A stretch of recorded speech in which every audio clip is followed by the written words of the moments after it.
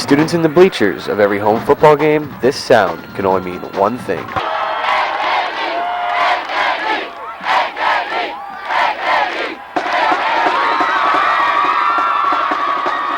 AKD is Gahana Lincoln High School's drumline, which plays for the students during the fourth quarter at every home football game. I spoke to two AKD members about their experiences during the football games. Here's what they had to say. I play snare drum in our drum line, and it's pretty fun down there. You see a lot of people make fools of themselves, and it's kind of funny. All you can do is really laugh. I play snare drum. I really like AKD. Yeah, it's really fun in front of the crowd because you get hyped up, and all your energy, you get to release it. Anything you've been holding up throughout that entire game, you just get to go flat out and have as much fun as you possibly can. To many students in the stands, AKD is the highlight of the game. I spoke to one student who had this to say. AKD is really a lot of fun. It's like insane. People are all jumping around, and I know personally I do a little crowd surfing and stuff. It's pretty insane. It's a good time. Recently, teachers and administrators have expressed their concern about the safety of the students during the AKD sessions. The vast majority of our students behave themselves during these sessions. We have a few, though, who shove each other, who try to body surf, and that's an unsafe situation. We have innocent people who could be seriously hurt. We have had complaints in the past about some students getting bruises and that sort of thing, being sore by the time the game is over. We can't have that. It can be a dangerous situation, and we have to try to get that stopped. I think most of our students are responsible, and we have put in some steps working with students to try to find what we can do to make it safer. For instance, we're going to ask our students to stand on the wood this week and not to stand on the bleachers. We're also going to increase some of our security in the area, and we think that some of our people need to be punished if they do not behave themselves in the AKD sessions. AKD is an important tradition at Gahana Lincoln High School, and hopefully teachers and students can work out an agreement to keep that tradition alive. This has been James Rice reporting for WGLH TV.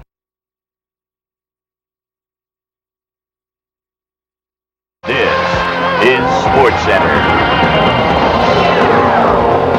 Hi there, and welcome to Sports Center. My name is Jalil, and I'm about to take you on a wild ride through the world of sports. No, don't worry. I haven't left WGLH TV, but I was given the opportunity to see what it would be like to be on the ESPN set. ESPN The Truck, which tours the nation, recently came to Columbus, Ohio, and featured interactive video segments for visitors.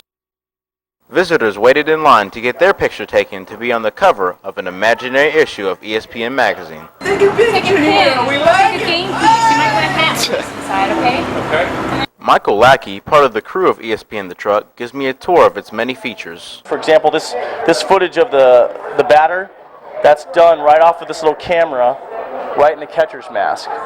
Here we have our NFL flag station where you can learn about it and sign up. And then over here we have what we call the sports bar, where people can sit and view various channels of ESPN. And back to this nice lady who's making her videotape. You'll see her on the monitors there. She's now reading off of the teleprompter. And this will take her about another 40 seconds or so. We'll add some ESPN funnies into it, little clips of the various ESPN commercials. You may have seen them. Also featured in the truck was an historical exhibit. And then over here we have our evolution screen, which tells about how the network evolved, how some of the technologies evolved. It was certainly a privilege to visit ESPN The Truck. Perhaps in the future I'll get a chance to be on the real set. This has been Jalil Jackson reporting for WGLH TV.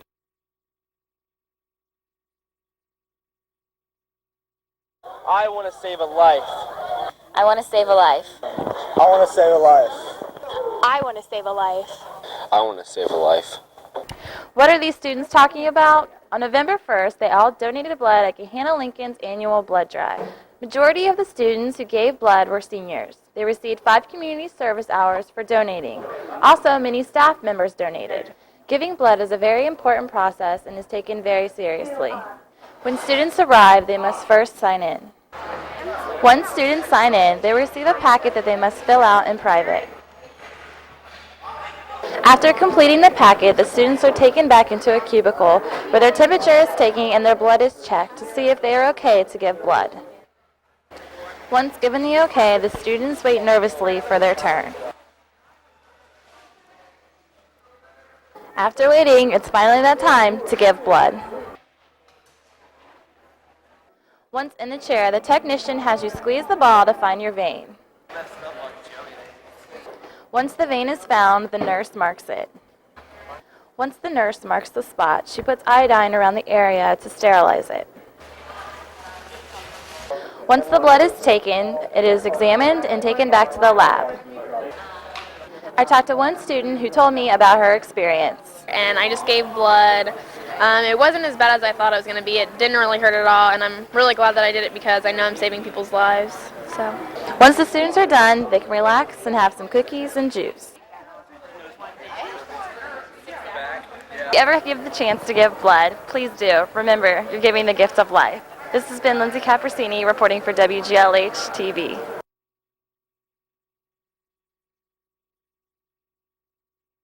Hi, today I'm sitting here with Mrs. Jerry Pinnell, who is a choreographer and owner of Pinnell Dance Center here in Gahanna. And each Christmas season they put on a Christmas extravaganza for the holiday season. Ms. Pinnell, what can one expect to see at this year's Christmas show?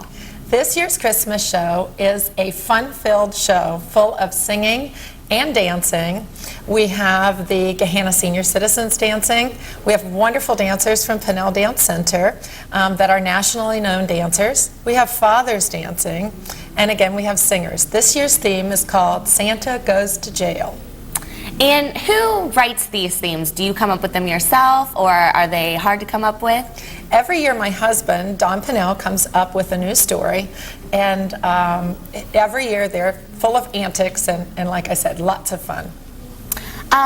I know the admission is a little bit different. It's not tickets or anything like that. What exactly is your admission to the Christmas show? Yes, we do this for charity every year. So we ask that our guests bring canned goods for the community.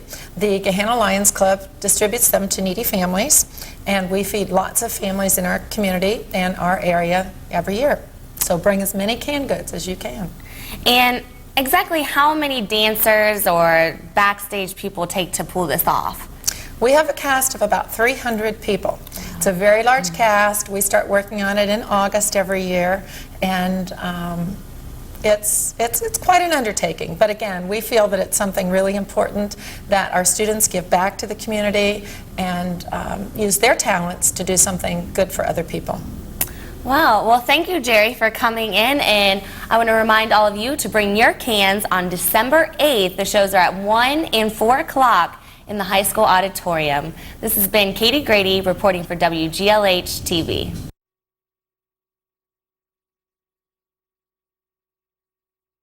Dance. Is it a sport? Some people think it is just a fun recreational activity, but I found some students who are serious about dance. It takes a lot of hard work, determination, and dedication to get where these girls are.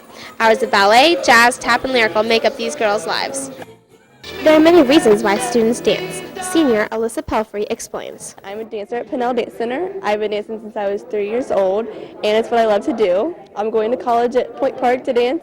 It's all worth everything. All the sweat and the tiring and all the practicing, just that feeling of being on stage and wearing all the glittery costumes. Students spend hours in the studio stretching, turning, jumping, and getting ready to perform. Before making it onto the stage, costumes have to be designed and made. Heather Jenkins explains this process and how it works at North Point Dance Academy.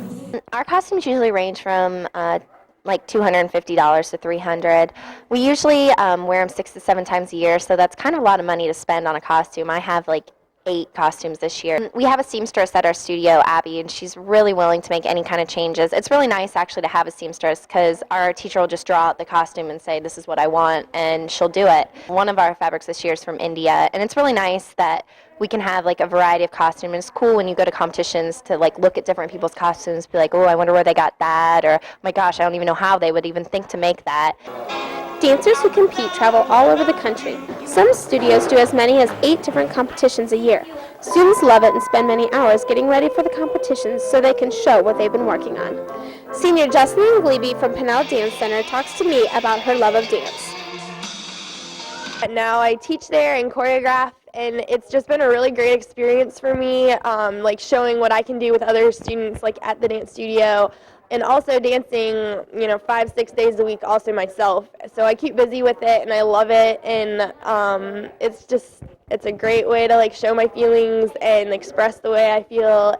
It looks like it's up to you to decide whether dance is a sport. Reporting for WGLH-TV, I'm Ashley Donaldson.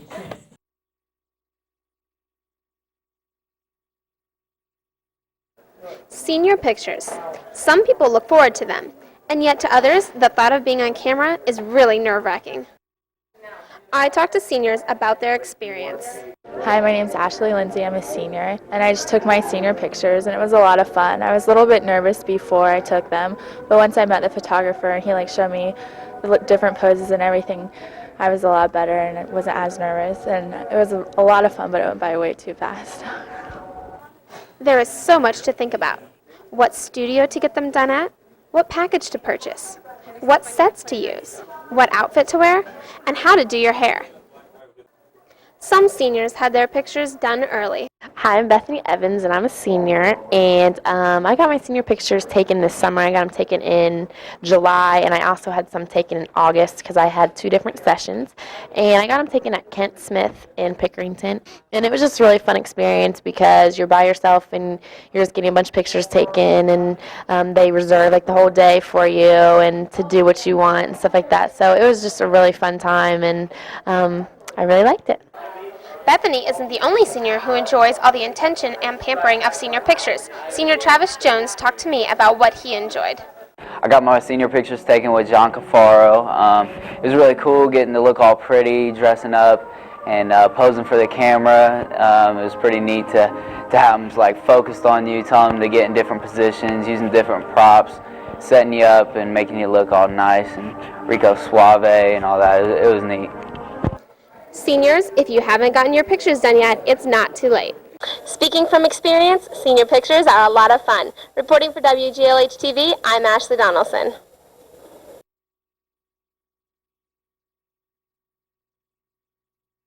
Room C-373 may look empty and deserted now, but 7th period, this class is full of life and energy. Students frantically check and trade stocks with other students across the nation. Mr. Peters' economics class is currently participating in the nationwide stock market simulation. Students buy, sell, and trade stocks daily to keep up with the ever-changing economy. Josh Frenzel talks to us about what is involved in this class. 3-4 weeks ago, we started our stock market simulation, and that's throughout Ohio. And what we do is every day before class starts, we get online and we check the current price of the stocks we've bought, and we determine through our groups whether we want to purchase more stocks, sell the ones we have, or just hold out and see what the market's going to do. And the smart teams are the ones that check every day to see if there's any news about their stocks.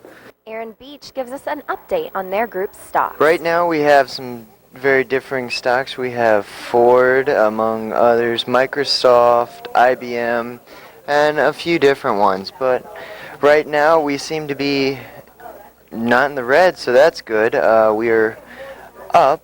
Economics teacher Phil Peters gives us an overall view of this class. We've had 2 teams since I've been doing it that have won the regional championships. What this game is similar to other stock market games where students are given $100,000 to invest in a portfolio of common stocks. The goal of the game is to have the highest equity, which means how much money you can make off the stocks after 10 weeks. This game that we call a trader's game, it involves a high risk. Since it's not real stock, although they're using real stocks, but in a simulation, they can do trading every day, trying to maximize the value. And so I tell the students it's high risk, which means either you'll win big or you'll lose big. If you end up sort of medium, you didn't take enough Economics risks. class is a lot of fun with a lot of learning. Heather Jenkins reporting for WGLH TV.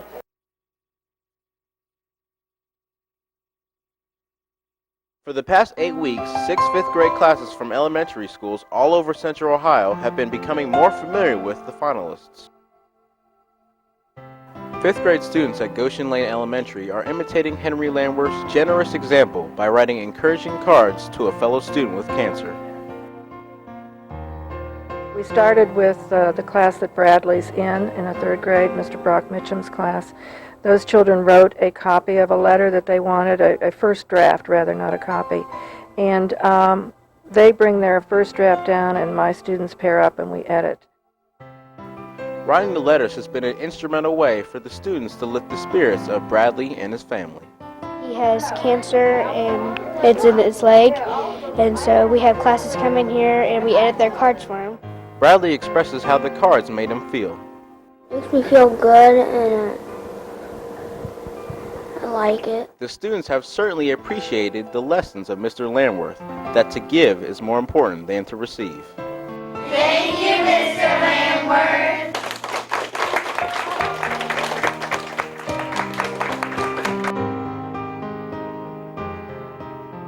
Students in Mrs. Mann's 5th grade class at High Point Elementary have been working hard, studying the works of Dr. T. Barry Brazelton.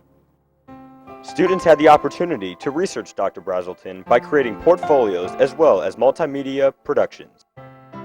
What I know about Dr. Brazelton is that he's a caring pediatrician. The children are very happy to be with Dr. T. Barry Brazelton. What you see in children is real excitement about learning each new thing. In addition to multimedia projects, students researched many concepts in Dr. Brazelton's book.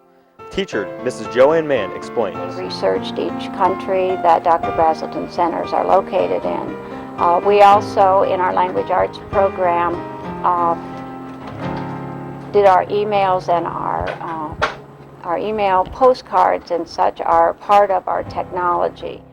There is certainly no question that the work of Dr. T. Barry Brazelton has not only impacted these children, but rather the entire world. Thank you for joining us in our presentation of what we've done for our honoree, Dr. T. Barry Brazelton. Good luck, Dr. Brazelton.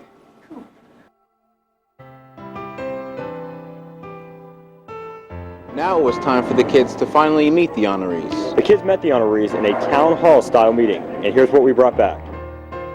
The day began with the elementary schools arriving at the Aladdin Shrine Temple. After a brief opening assembly, students piled anxiously into their classrooms awaiting their guests. Mrs. Reel's class was overjoyed at the arrival of Mr. Henry Landworth. During his hour alone with the kids, Mr. Landworth answered the enthusiastic questions of the students.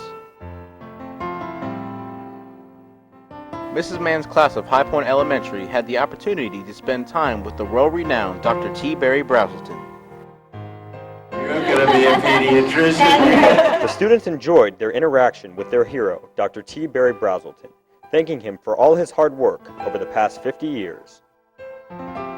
Now is the moment the children had all been waiting for, the town hall meeting, where they had the chance to ask questions to any of the 6 honorees. The students really enjoyed this rare opportunity to ask questions to these wonderful nominees.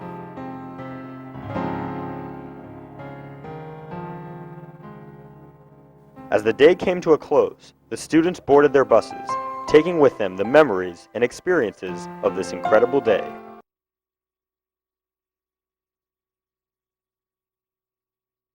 Behind the doors of room A135, on Mondays after school, many concerned students of Amnesty International discuss world issues, as well as working towards justice for all. Sean Lowe, and I am the Assistant Coordinator for Amnesty International this year. Amnesty is a group that tries to, it's like a watchdog group that looks out for human rights around the world. And our local high school group gets information and news from the parent organization Amnesty International, and then we write petitions to the offending country that violates human rights. It's nice to where you can voice your opinions and people respect them and they don't look down upon you for having them. So no matter what, I think the most important thing about Amnesty International is that you have the ability to talk about things that go around in the world and express your opinions. My name's Naomi Fortis. I'm a junior. I joined Amnesty International this year because I'm really interested in affairs in Latin America. My family's from El Salvador, and I'm interested in helping with war crimes down there and possibly other U.S.-motivated issues down there, so that's why I joined. Mitchell Day, I'm a senior. I've been in Amnesty International for about 2.5, 3 years, and I think it's a really effective organization because about 1 out of 3 of the cases get solved, and that might not seem very effective, but if you can solve the case, then you can change the culture and the expectations for prisoners of conscience and for government conduct, and that'll carry over for generations and centuries. I'm Dinah Downing. I'm the advisor for Amnesty International. I've been the advisor for about 7 years. Right now, the students behind me are working on holiday card actions. We're making envelopes of cards to send to prisoners of conscience in different places around the world. As a member of Amnesty International myself, I can tell you how truly rewarding it is to help people around the world. This has been Julie Ness reporting for WGLH TV.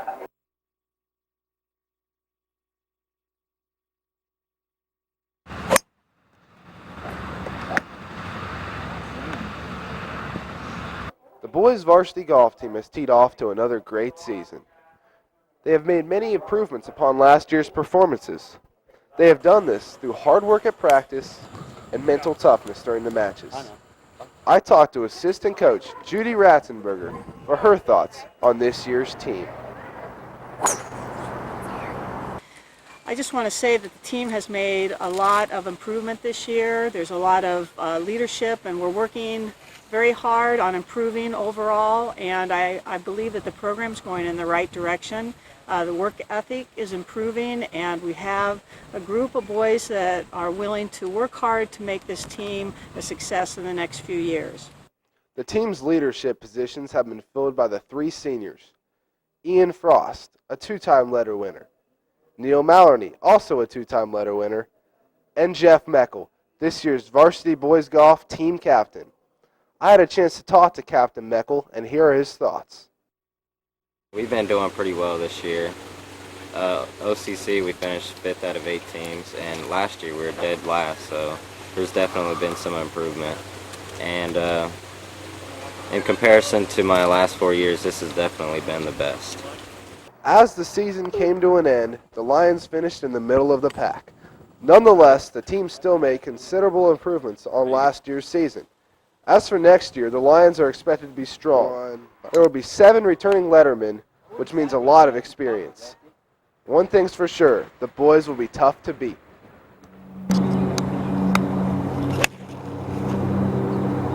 This has been Chris Nyland reporting for WGLH TV.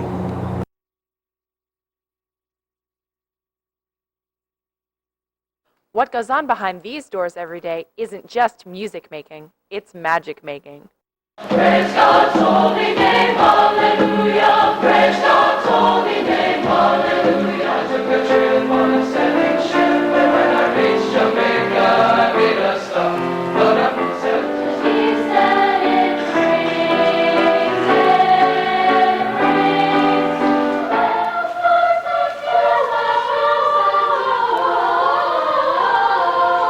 I've seen all the movie stars in their fancy cars and their limousines.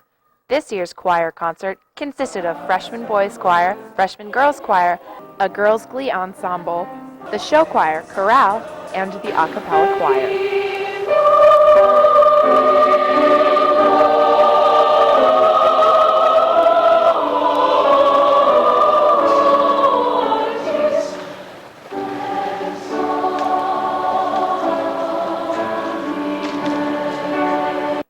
Not only did this concert bring us a new season of music, but it also brought us a new choir director, Mr. Jeremy Lehman, formerly of Westland High School.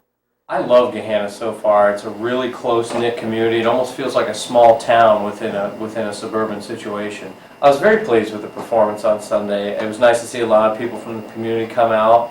All the choirs did very well. I was particularly proud of the freshmen who've made a big transition between 8th grade and freshman year. I thought all the choirs really stepped it up one notch. The parents and students have just welcomed me in and really made me feel part of the group here, and it's a really nice feeling. It's a nice community to be involved in. Even with over 260 new students and only 6 weeks to prepare, Mr. Lehman managed to turn out a very successful concert. Until next time, this has been Erin Scott reporting for WGLH TV.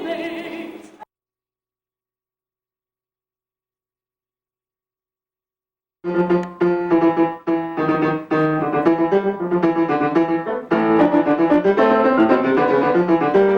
you. Igor Levchinsky is a senior here at Gahanna Lincoln High School and has an amazing gift of playing the piano.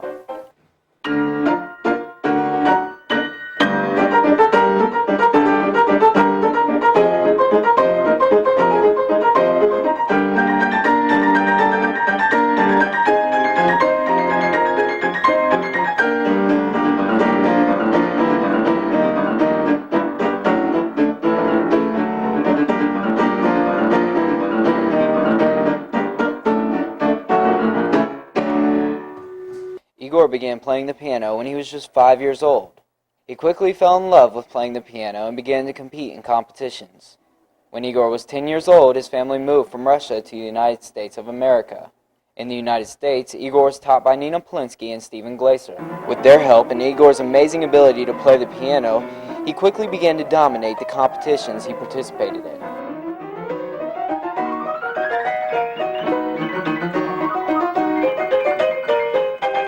His talent has taken him very far, and he has had many tremendous accomplishments. When Igor was just 14 years old, he earned a chance to play at Carnegie Hall in New York. I talked with Igor about this achievement.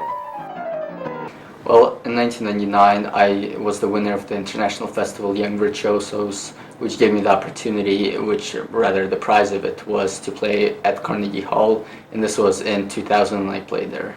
I received first prize in the Columbus Symphony Orchestra Concerto competition. This was in 2000. I played the Chopin Concerto in E minor, and later that year in May, my prize was to play with the orchestra, the Columbus Symphony, and it was the biggest concert up to that date. It was hard playing for a hall of 3,000 people, but it went pretty well. It was a successful concert.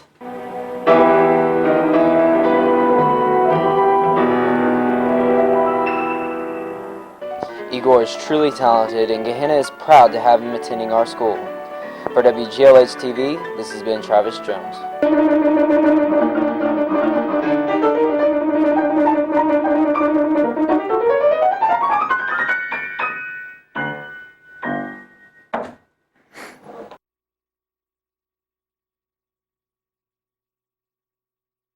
Celebrating its 75th anniversary this year, the story of Lincoln High School began almost 25 years following the Civil War. From 1889 to 1927, what is now known as an office building in Old Gahanna served as the original high school. During the summer of 1926, many hours were spent constructing what we now know as B Building. Over the past 75 years, many faces have come and gone through the hallways of Lincoln High School. Finished in October 2002, a documentary commemorating 75 years of Lincoln was created. Throughout the documentary, numerous interviews from past staff members give the community as well as students an insight into the history of Lincoln High School.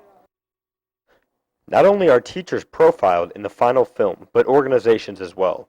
One in particular is student-produced TV show WGLH-TV, and Mrs. Jody Geyser, one of the co-creators, explains.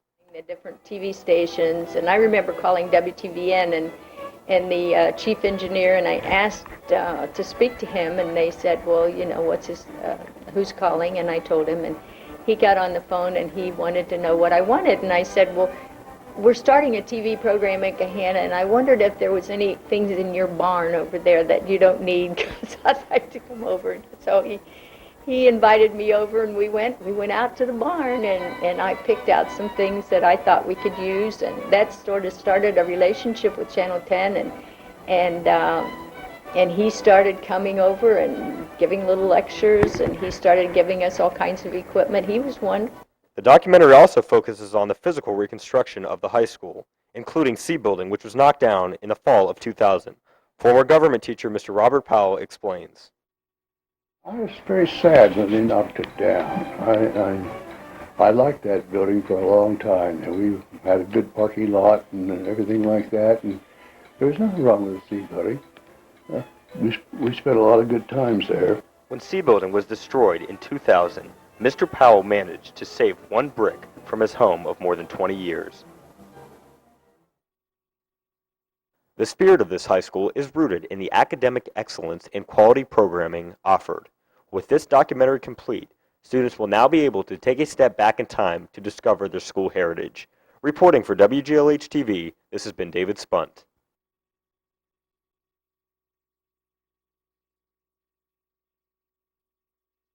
Every day at Gahanna Lincoln High School, over 2,000 kids fill the hallways and the lobbies.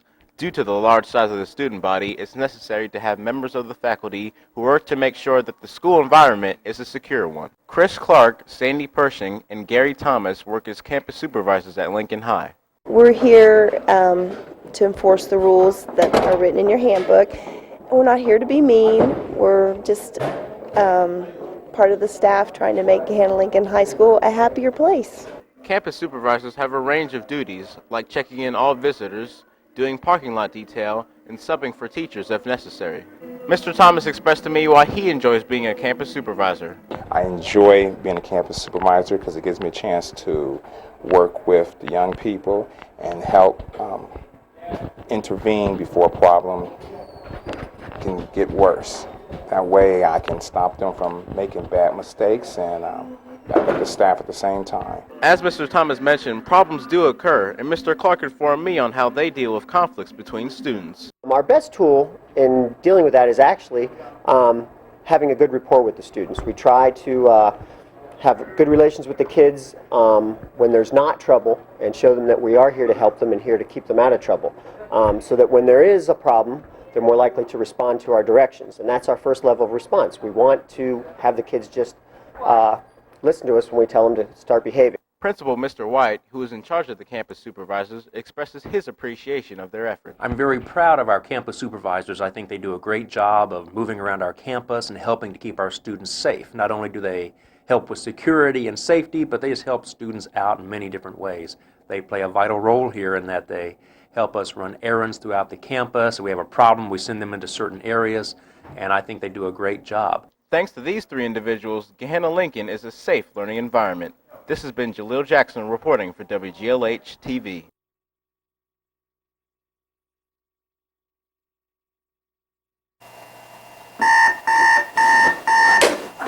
Wake up, it's time to get ready for school. But wouldn't it be nice for a change if you didn't have to get up quite so early in the morning? One solution to this problem could be school uniforms. Although Gahanna Lincoln High School currently does not have a uniform, some students feel that by having a uniform, more emphasis would be put on school and not on judging others by what they wear.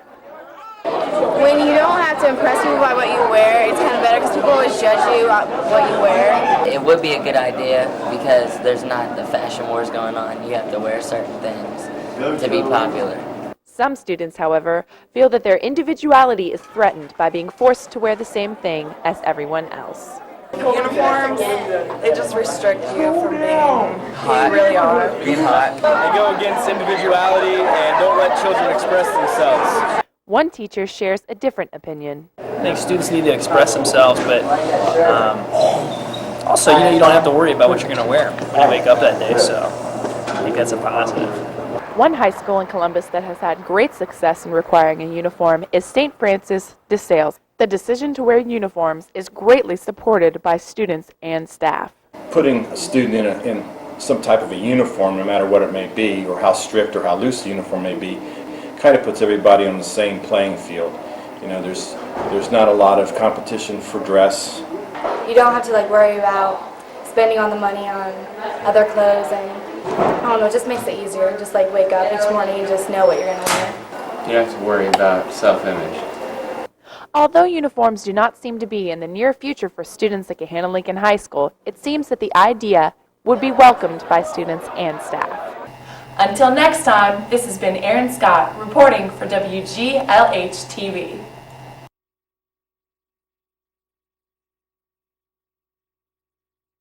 On October 3rd, Otterbein College hosted the Columbus Suburban College Fair. With over 200 colleges and universities represented in one room, students and parents were sure to find plenty of information. Junior Jennifer Carley tells us what the college fair was like. I went to the college fair and I picked up a lot of different applications or brochures that I picked them up from Ohio University, Kent State, Bowling Green, Yale was there, and I think Stanford was too. There are probably about 50 different booths of different colleges. 15 local high schools sponsored this event, and college representatives came from as far away as Hawaii, while other schools, such as OSU, are closer to home. Otterbein, Miami University, OU, OSU, and Bowling Green each had 20-minute group sessions where basic information was presented to a larger group. The college fair is a great opportunity for interested students to meet their college representatives and learn more about specific schools. It's also a great time to ask any questions they may have and let colleges and universities know that they're interested. I'm Brian Shepard and I'm a junior. I went to the college fair and there was a bunch of colleges I never really heard of there. A bunch of them that were out of state, and they had a lot of information. And actually, it was kind of boring, but I got a lot of packets. It's helpful if you want to go to college because it also gives you what websites, what you want to look at. So it's pretty cool. Overall, the Columbus Suburban College Fair is a great chance for students to begin narrowing down their college search. Hey juniors and sophomores, I recommend that you come to the college fair next year. This has been Ashley Bolche reporting for WGLH TV.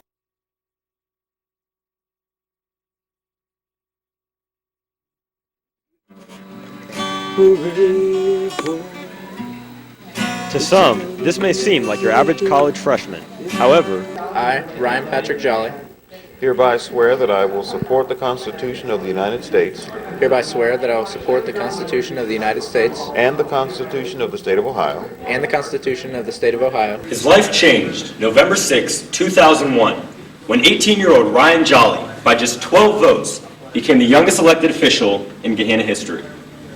despite his recent election to public office, Jolly remains a full-time student at The Ohio State University.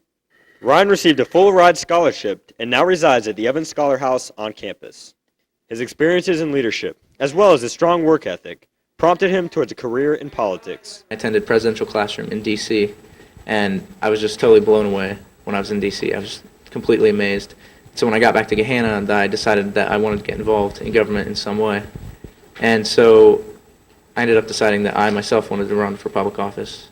Longtime board member Wendy McKenna discussed Ryan's initial interest in campaigning. I believe it was the spring when he first expressed an interest on running for the Board of Education. And as soon as he let that interest be known in the district, he started coming to school board meetings. It was time for him to circulate his petitions and file them with the Board of Elections in August. He was right there and ready to go. Though the public was initially concerned, Vice President Marlene Ader explained what an 18-year-old can bring to the school board. He has a unique way of thinking about issues, and I think that's what we want as a board. We don't want everyone to think the same. We want to bring in different ideas and hash them out.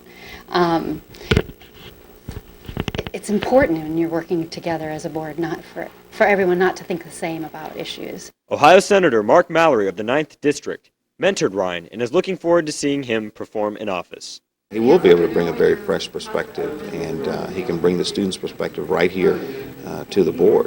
And I think it's going to be refreshing, and I think that he's going to be able to provide a lot of information that's going to be very useful to the rest of the board members.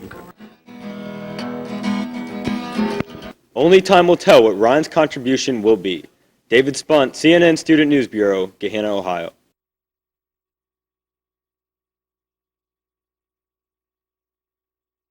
Throughout their entire high school career, many students feel that 4 years is certainly a long time to wait for their high school diploma. Recently, at Gahanna Lincoln High School, 8 World War II veterans received their diploma nearly 60 years after their original graduation. The graduation was made possible by Ohio House Bill number 77, which is now giving veterans recognition for their efforts. Jack Edward Ware, class of 1943. This year's graduation ceremony was just the second in a series of events when last year the National Honor Society hosted a senior prom for those veterans who could not attend their prom due to fighting in the war. News of the graduation went out early in the local community, and former Naval Buck Sergeant Boyd Wooten explains. I never once gave it a thought. I saw an article in one of the magazines pertaining to military personnel and what was going on in Franklin County, and so I decided, why not? I said, I think I'd probably be entitled to it. The graduation was a learning experience for students, welcoming guests from all over the country, including the high school choir, as well as local politicians. Director of Community and Pupil Services, Dale Ford, gives us insight. I think one of the things that truly made the graduation ceremony very, very exciting was the opportunity for the graduates to have invitations to send out to friends, guests, and a number of them had family members travel great distance to come and join in the celebration.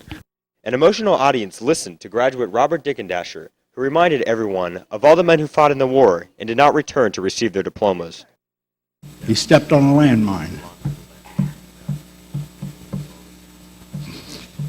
He didn't get a chance to come back for his diploma.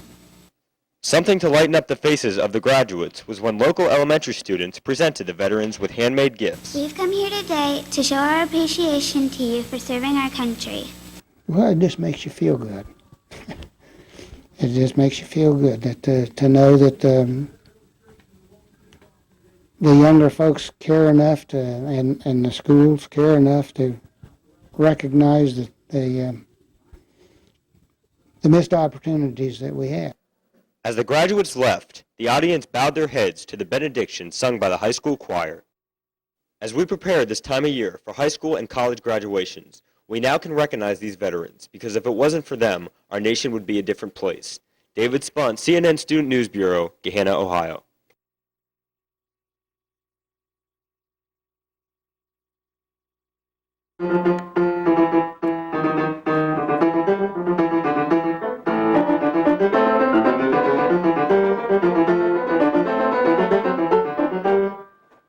Gahanna-Lincoln High School student Igor Levchinsky started playing the piano at the age of 5.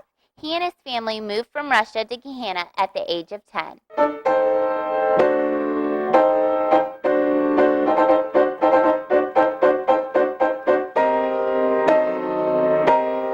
Not only has Igor received local attention, but recognized nationally as well. Well, in 1999, I was the winner of the International Festival Young Virtuosos, which gave me the opportunity, the prize of it was to play at Carnegie Hall, and this was in 2000 when I played there. Not only did he win the National Festival when he was only 14 years old, he also won the chance to play with the Columbus Symphony Orchestra.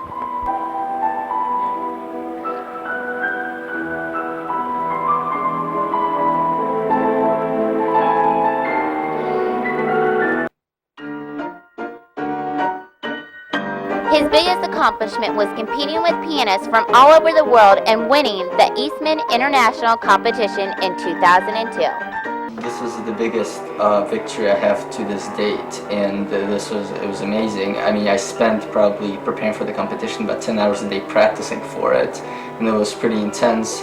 Basically, the competition was held in Rochester, New York earlier this summer, and young pianists from all over the world traveled to Rochester to compete in 2 rounds, two solo rounds and the final concerto round. And then the winner's concert was at the Eastland Theater in front of probably about, again, 3,000 people. All this international recognition will sure help this young prodigy to have a very bright future. This has been Jenny Mozak reporting for WGLH TV.